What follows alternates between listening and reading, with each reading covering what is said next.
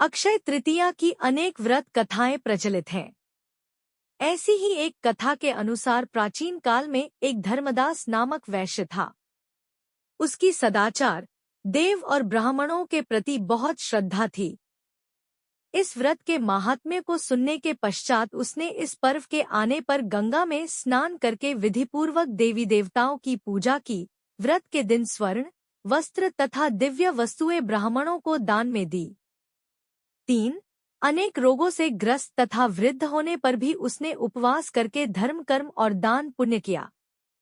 यही वैश्य दूसरे जन्म में कुशावती का राजा बना। 5. कहते हैं कि अक्षय तृतीया के दिन किए गए दान व पूजन के कारण वह बहुत धनी प्रतापी बना। वह इतना धनी और प्रतापी राजा था कि त्रिदेव तक उसकी सभा में अक्षय तृतीया के दिन ब्राह्मण का वेश धारण करके उसके महायज्ञ में सम्मिलित होते थे। अपनी श्रद्धा और भक्ति का उसे कभी घमंड नहीं हुआ और महान वैभवशाली होने पर भी वह धर्म मार्ग से विचलित नहीं हुआ।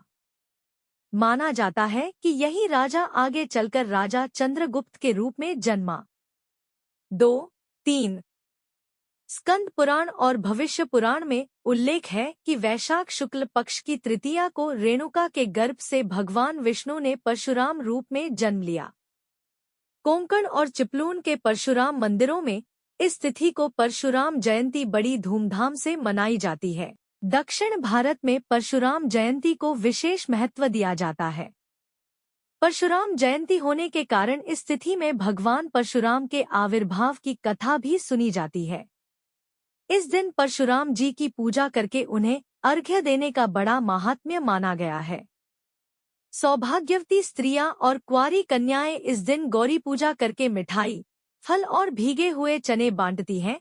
गौरी पार्वती की पूजा करके धातु या मिट्टी के कलश में जल, फल, फूल, तिल, अन्न आदि लेकर दान करती हैं। मान्यता है कि इसी दिन जन्म से ब्राह्मण और कर्म से क्षत्रिय भृगुवंशी परशुराम का जन्म हुआ था। एक कथा के अनुसार परशुराम की माता और विश्वामित्र की माता के पूजन के उपरांत प्रसाद देते समय ऋषि ने प्रसाद परिवर्तित कर दे दिया था, जिसके प्रभाव से परशुराम ब्राह्मण होते हुए भी क्षत्रिय स्वभाव के थे और क्षत्रिय पुत्र होने पर भी विश्वामित्र ब्रह्मर्षि कहलाए। उल्लेख है कि सीता स्वयंवर के समय परशुराम जी अपना धनुष बाण श्री राम को समर्पित कर सन्यासी का जीवन बिताने अन्यत्र चले गए। अपने साथ एक परशु रखते थे, तभी उनका नाम परशुराम पड़ा।